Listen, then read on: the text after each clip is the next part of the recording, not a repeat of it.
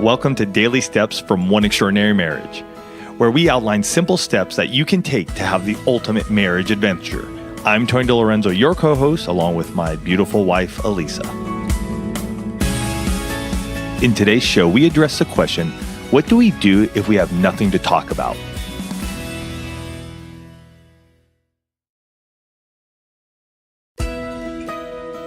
This is a common occurrence, and it can be especially prevalent when you have young children or when you become empty nesters. But the fact is that it can happen at any point in time.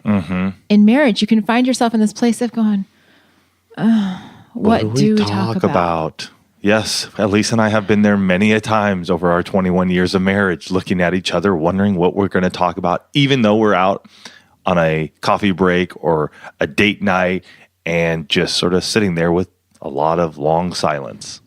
And it feels awkward because you remember when you were dating and it seemed like you never ran out of conversations. Never. Elisa and I could talk for hours and hours and hours and then do it all the next day. Again and again and again. Yes. And now your conversation sounds something like, well, how was your day? Fine. What do you want for dinner? Whatever. Well, what do you want to do tonight? Whatever you want to do is fine, right? There's minimal effort and minimal engagement, and you feel frustrated. You're like, this is the person that I used to have these marathon conversations with. What happened? And the truth is that life happens, right? You get out of like the dating courtship, and you get into this place of we've got obligations, and we've got kids, and we've got bills, and we've got work, and all of these things. And so, what can you do to get back into this place where your conversations aren't sitting at that 30,000 foot view where you're just like living at the surface, right? I had a coaching couple last night. I'm like, so tell me about your communication. And the husband looks at me and he says, we only talk about stuff at the surface. Yeah. And I usually go to, it's a conversation, and Lisa and I have done this many a times over the years. We'll get in this place of all we talk about is work, the kids, and laundry.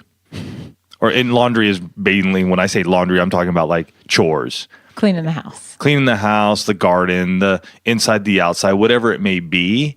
But it's just sort of those surface things, those daily activities. It's nothing more than we're just going through our day, looking at the daily activities, what needs to get done, what are we doing with them, and that's it. So folks, it's time to get a little structure around your communication, because you've been waiting for those spontaneous, like amazing conversations to happen, and they're not happening. So instead of waiting and hoping and praying and dreaming, it's time to make it a reality. It's time to say, how can we actually create conversation? How can we create the opportunities to have things to talk about? And there are two things that you need in order to do that. One, you need a timer. And that may sound like a weird thing. You may be going, Lisa, okay, wait, we're talking about conversations. Why do I need a timer? Why is that the first thing that you're mentioning? And the reason that I'm mentioning it first is because if the two of you haven't been having conversations, the idea of sitting down and doing one of those, let's just talk conversations can feel really, really scary, because you have no idea how long it's going to last. You have no idea what you're going to talk about. It's just this like very vague, gray, I don't know what this means. But if instead you say, hey, I picked up a timer at Walmart or Target or off of Amazon, and we're going to set it for 10 minutes, and we're just going to talk about one topic for 10 minutes, then you know that there's a definite endpoint, right? And so you can be awkward for 10 minutes.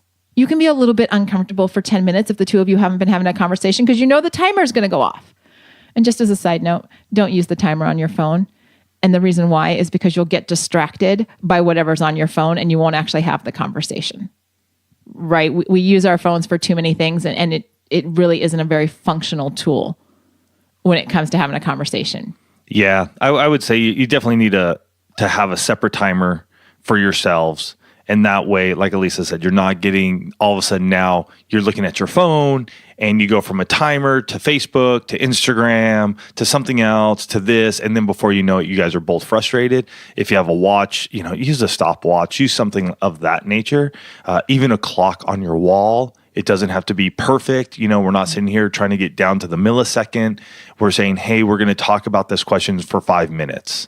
Let's just discuss this together. And so the second part of that, after you have the timer, is where are those questions coming from? Because sometimes the two of you get apart, or not apart, you get away together, you get that time together, you're face to face, and you're like, I don't even know what to ask anymore.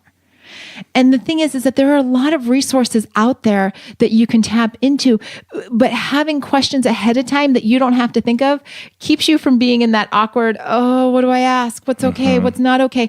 And it also, having questions in front of you or together, or, like cards, books, whatever, allows you to go, okay, do you want to ask the question first, or am I going to ask the question first? What do those questions look like? There's a measure of security and safety in having some sense of what the questions are going to be, because it isn't that awkward, like, oh my gosh, what's my spouse going to ask me? I don't know if I'm ready for this. I don't know what to say. And it becomes this place where you take one question, you set the timer for 10 minutes. Spouse A talks for 5 minutes and answers the question. And when your spouse is talking, you listen. You don't interrupt. You don't correct. You don't say that's not how it happened. You don't say, well, this is what I think. It's their turn to talk. You want to know what they have to say. Let them say it.